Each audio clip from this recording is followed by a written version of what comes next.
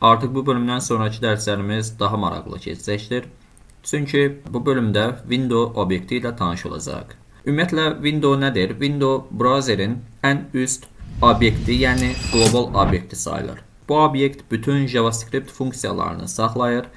DOM-u, yəni HTML səhifəsini idarə edir. Browser ilə əlaqə yaradır.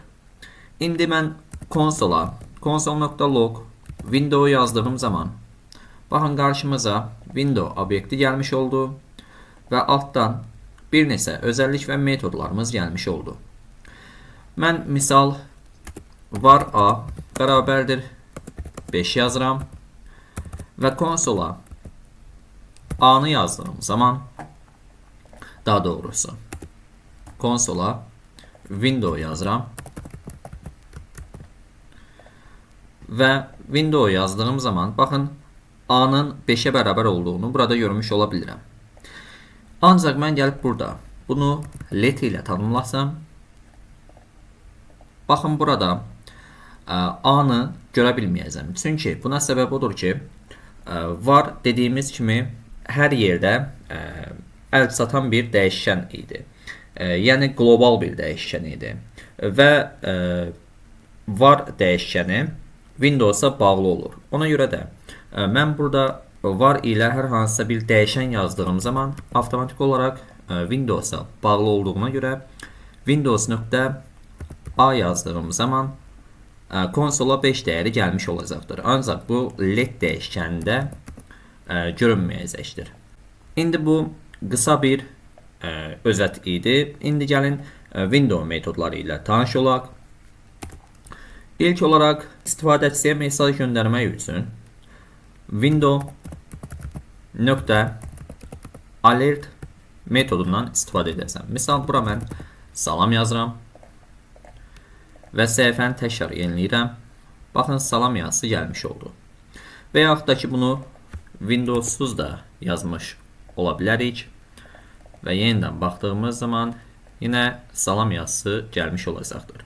Daha sonra istifadəçidən input almaq üçün misal let name bərabərdir prompt adınızı yazın deyə bir yazı yazıram və bura konsola name'i əlavə etmiş olacağam və səhifəni yeniləyirəm. Error verdi. Aha. Prompt yazıram bu şəkildə və misal RNL TV yazıram və OK-yə bastığım zaman RNL TV yazısını bu şəkildə görmüş olacağım. Və ya mən gəlib burada cancel edirəm və cancel etdiyim zaman null dəyərini bu şəkildə almış olacağım. Daha sonra təsdiq almaq üçün misal let result bərabərdir confirm metodundan istifadə edəcəm və bura silmək istəyirsinizmi deyə sualını verirəm və konsola həmin bu dəyəri görmüş olaq. İndi yeniləyirəm və silmək istəyirsinizmi sualını verdim. OK düyməsinə bastığım zaman true cavabı almış olacağım. Əgər cancel düyməsinə tıkladığım zaman isə false dəyərini almış olacağım. Daha sonra Windows içərisində bizim keçən dərsimizdən də gördüyümüz set timeout özəlliyi vardır ki, mən set timeout yazdığım zaman konsola dəyərin neçə saniyədə gəldiyini mən burada göstərmiş olacağım. Tutalım ki 3 saniyə sonra işləsin və bura vaxtını əlavə edirəm. 3000 millisaniyə yazıram və 3 saniyə sonra işləsin yazısı gəlmiş olacaqdır. Və daha sonra bunun eynisi sayılan set interval metodu vardır ki, bu da eyni işi görür, ancaq bu dəfələrlə təkrarlanmış olur. Gəlin indi buna baxaq. Yenə console.log. Burada da hər 2 saniyədən bir təkrarla və bura vaxtımızı yazırıq 2 saniyə. Baxın 2 saniyədən bir konsola bu dəyərlər yazılmış olacaq və sayımız artacaq bu şəkildə hər 2 saniyədən bir. Daha sonra clear timeout vardır ki, yəni clear interval da vardır ki, bu da vaxtı belə deyim silmiş olur. Misal mən gəlib burada let timer yazıram və set timeout'dan istifadə edirəm. Daha sonra bura konsola nə yazaq? Bu işləmədi deyə bir söz yazıram, string bir dəyər yazıram və 3 saniyə verirəm. Baxın 3 saniyə sonra bu işləyəcəkdir bu şəkildə. Ancaq mən clear timeout yazdığım zaman və bura timer'ı verdiyim zaman baxın işləmədi. Yəni 3 saniyə sonra konsola hər hansısa bir dəyər gəlmədi. Və eyni ilə bura gəlib set interval yazıram və bunu clear interval deyə yazmış olam. Və 3 saniyədən bir bu işləmədi yazısı gəlmiş olacaqdır konsola, ancaq clear interval dediyimizə görə bu timer artıq işləməyəcək. Daha sonra Windows'da open metodu vardır ki, yəni özəlliyi vardır ki, bunu da bu şəkildə göstərəm sizə. Tutalım ki, bura gəlirəm, buton yazıram və butona 10 klik olduğum zaman open tab deyə bir funksiya çağırmış olam. Burada klik deyə yazımız olsun bu şəkildə. Aha. İndi biz index.html içərisində, ümumiyyətlə HTML səhifəsi içərisində metodumuzu bu şəkildə çağıra bilirik. Yəni etiket içərisində 10 klik deyə metodu yazırıq və bura yazdığımız funksiyanı, yəni çağırmaq istədiyimiz funksiyanı bu şəkildə yazırıq. Index.html-ə gəlirəm. Burada function funksiyamızın adı open tab idi və buna klik olduğum zaman window nöqtə open tutalım ki https //2 nöqtə google.com adresinə getmiş olsun və klik edirəm. Baxın yeni bir tabda bizə google.com adresini gətirmiş oldu. Və eyni ilə window.close deyirəm və close dediyim zaman bu səhifəni, hal-hazırda olduğumuz səhifəni bağlamış olacaq və klik edirəm. Baxın, olduğumuz səhifəni bağlamış oldu. Təkrar index.html səhifəsini açıram. Daha sonra bizdə print özəlliyi vardır ki, mən bura print yazıram və içərisi boş olsun. Və klik etdiyim zaman print səhifəsi açılmış olacaqdır və hər hansısa bir faylı kopyalamaq istəsəm bu şəkildə bizə fayllar gəlmiş olacaqdır və scroll işləmlərini həyata keçirmək üçün scroll to və scroll by özəlliyimiz vardır. Bunu da bu şəkildə göstərim sizlərə. Hər hansısa bir lorem yazısından bir yazı kopyalayacağım. Uzun bir yazı olsun. Bu şəkildə. Və index.html-ə gəlirəm. Bura kopyalayıram. Kodlarımızı səliqəli hala salıram. Və hal-hazırda görmüş olduğunuz kimi bu şəkildə yazılarımız mövcud oldu. İndi mən gəlib burada baxın scroll yuxarı başladır və klik düyməsi burada hardadır? Aha, klik düyməsi də aşağıdadır. Mən bunu bu hissələrə əlavə edim.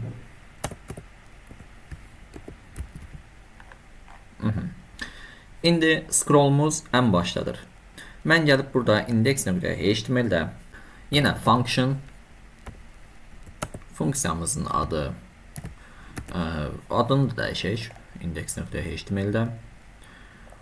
Misal scroll move deyə bir funksiya adımız olsun və gəlib burada scroll move funksiyasını çağırıram. Heç bir parametr qəbul etməsin və bura window.scroll to özəlliyini bu şəkildə yazıram və 0 və 0 dəyərlərini bu şəkildə alsın. İndi JavaScript-də koordinat sistemində belə deyək, y oxu fərqlidir. Yəni biz x oxunda soldan sağa doğru artmanı görürüksə, y oxunda isə yuxarıdan aşağıya doğru artır. Yəni bizim riyaziyyatda keçdiyimiz koordinat sistemindən fərqlidir y koordinat sistemi. Y koordinat sistemi riyaziyyat dərslərində keçdiyimizdə aşağı düşdükcə azalır, yuxarı qalxdıqca artırdı və 0 dəyərlərini sol yuxarı küncdə alır. Və y oxunun yuxarıdan aşağıya doğru artmasının səbəbi odur ki, bizim gördüyümüz, yəni indi hal-hazırda mətn yuxarıdan aşağıya doğru oxunur və aşağıya düşdükcə artmış olur. Yəni səhifənin hündürlüyü artmış olur. Yəni bu monitorlarda, yəni kompüterlərdə və digər oyun platformalarında da bu belədir. Ona görə də kod yazarlar kompüterlərdə y koordinatının bu şəkildə, yəni yuxarıdan aşağıya doğru artmasını məqbul görüblər. İndi scroll to yazıram və y koordinatında, baxın bu x koordinatdır. İkinci dəyər isə y koordinatdır. İkinci dəyərə, yəni y koordinatına 500 deyə rəqəm verirəm və klik etdiyim zaman baxın aşağıya düşmüş olacaqdır. Niyə? Çünki yuxarıdan aşağıya doğru artdı. Yəni mənfi 500 versəm, indi klik edirəm ki bu mənfi 500 klik olmayacaqdır. Bunu mən bu şəkildə klik etdim və index.html-ə gəldim. Bunu bura əlavə edirəm. Aha, baxın hal-hazırda mənfi yazıram bura və klik etdiyim zaman baxın yuxarıya doğru qalxmış olacaqdır. Bu scroll to özəlliyi ilə scroll by arasındakı fərq nədən ibarətdir? İndi mən bura 200 yazıram, tutalım ki, və klik edirəm. Baxın aşağıya düşmüş oldu. Bir daha klik edirəm. Baxın aşağıya düşməyəcəkdir. Yəni scroll. Ancaq mən gəlib burada scroll by yazsam və səhifəni yeniləyirəm. İndi hal-hazırda yuxarı başladır. Klik edirəm. 200 piksel aşağı düşmüş oldu. Bir daha klik edirəm. Baxın 200 piksel yenə aşağı düşmüş oldu. Və scroll by ilə scroll to arasındakı fərq də bundan ibarətdir. Scroll by mövcud yerindən hərəkət edə bilir. Scroll to özəlliyində isə sadəcə olduğu yerdən hansı dəyər vermişiksə o dəyərə qədər hərəkət etmiş olacaqdır və ikinci bir dəfə də təkrarlanmış olmayacaqdır. Ən çox istifadə olunan özəlliklərdən biridir. Bunlar arasındakı fərqi də bu şəkildə görmüş olduq. Və daha sonra location özəlliyi vardır ki, bu da JavaScript-də browserin hazırki URL, yəni link məlumatlarını qaytarmış olur. Konsola window.location yazıram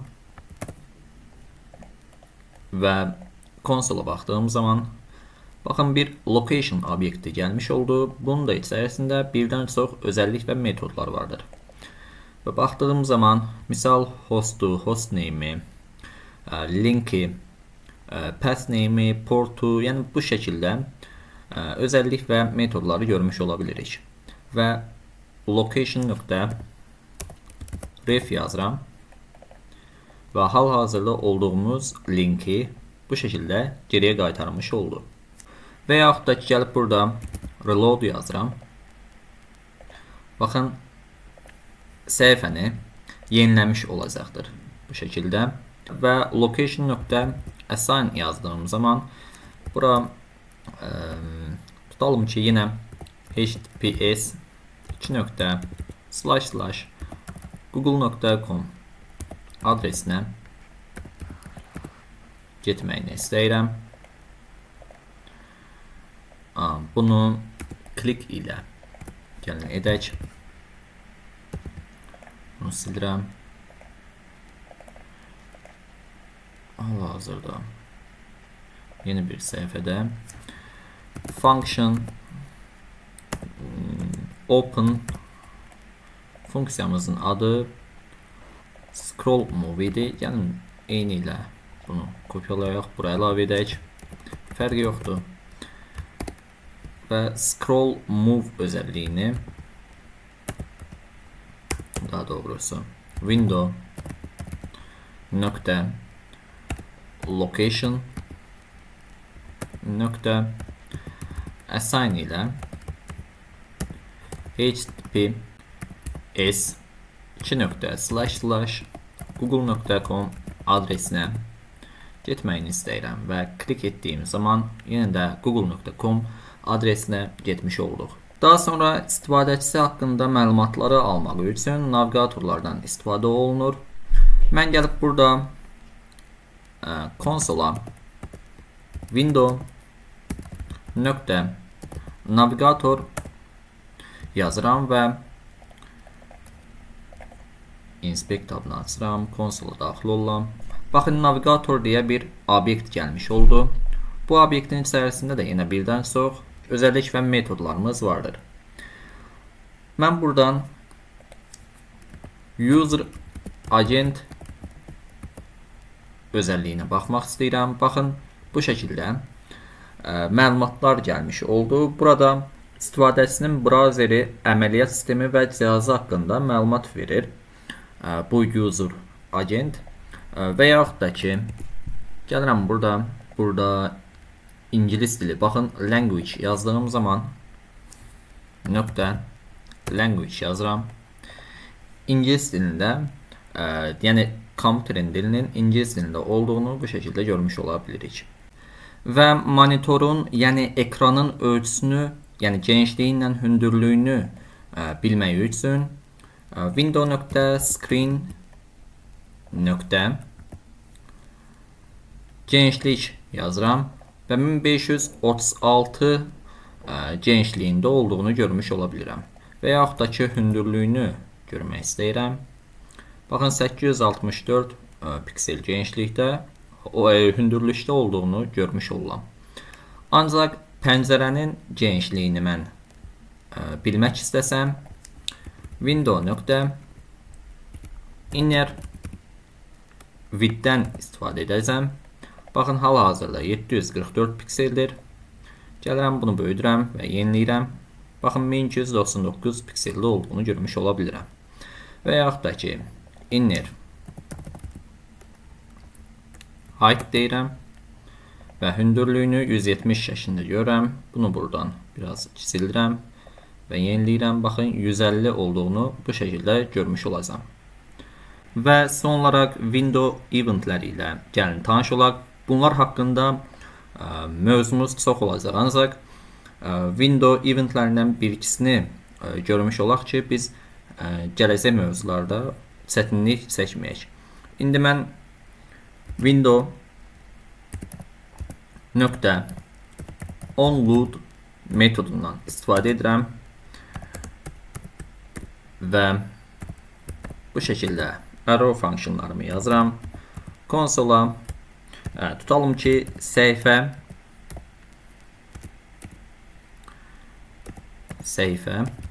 yükləndi. Baxın, yenilədiyim zaman konsola səhifə yükləndi yazısı gəlmiş olacaqdır. İndi bu ən çox nədə istifadə olunur? Index.html içərisində birdən çox serverdən gələn məlumatlar və şəkillər mövzusu olacaqdır. Mən misal səhifəyə hər hansısa bir səhifəyə keçid aldığım zaman həmin şəkil və serverdən aldığım məlumatlar yüklənməmiş, tam yüklənməmiş səhifənin açmağını istəmirəm. Misal səhifə açıldığı zaman şəkillərin bir qismi gəlməyə bilər. Bu da onu göstərir ki, səhifə tam yüklənməmişdir.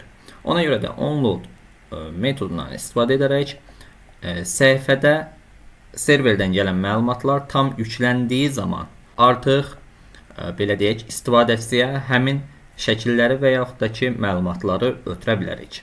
Daha sonra onResize adında bir metodumuz vardır ki, bu da genişlik dəyişdiyi zaman genişliyin dəyişməsi haqqında bir məlumat ötürsün. Bunu da parametr olaraq event qəbul edir. Qısa olaraq i kimi də yazılır. Və yaxud da ki, biz burada hər hansısa bir hərf də yaza bilərik və yaxud da ki, özümüzdən bir ad da qoya bilərik. Ancaq proqramlamada bu şəkildə qəbul olunur deyə biz də qaydanı pozmuruq. Və event deyə yazırıq. Konsola event'ı göstərmək istəyirik və genişliyi dəyişdiyim zaman baxın, event gəlmiş oldu. Event'da da baxın, burada is trust true deyə gəlmiş oldu.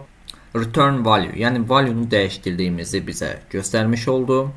Daha sonra tipi olaraq resize metodunun olduğunu görmüş ola bilirik. Burada ölçülərini görəcəkmi? Aha, baxın, inner width 710 şəklində gəldi. Baxın, bir daha yeniləyirəm və event'ı dəyişirəm və son event'a baxıram. Son event'da genişlik inner width 1046 piksel olduğunu bu şəkildə görmüş ola biləcəm. Və son olaraq onScroll metodumuz vardır. Bu da scroll olduğu zaman baxın, event gəlmiş olacaq və bu event'da da yenə eyni qaydada value'nun dəyişdiyini və value'nun burada misal pikselini görə bilərikmi? Baxıram buradan.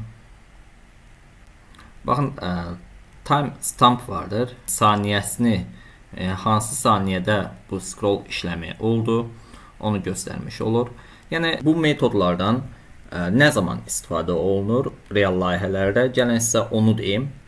Biz səhifəni, daha doğrusu scrollu aşağı gətirdiyimiz zaman səhifənin yuxarısında navigator olur, düzdürmü? Scroll aşağı düşdüyü zaman, yəni səhifəni aşağı hərəkət etdirdiyimiz zaman navigatorun yavaş-yavaş bulanıqlaşmasını biz bu şəkildə həyata keçirə bilərik. Bu dərsimizdən də deyəcəklərim bu qədər. Ümidvaram Windows obyektində qaranlıq qalacaq heç nə olmadı. Əgər suallarınız və yaxud da ki, hər hansısa bir qaranlıq qalan məqam olduğu zaman mənə YouTube, Instagram, TikTok, hətta Facebook və Twitter platformalarından da yazaraq suallarınızı cavablandıracağam və addım-addım proqramlaşdırmanı bu şəkildə öyrənmiş olacaq. Gələn növbət dərslərimizdə görüşənə qədər özünüzə yaxşı baxın. Hələlik.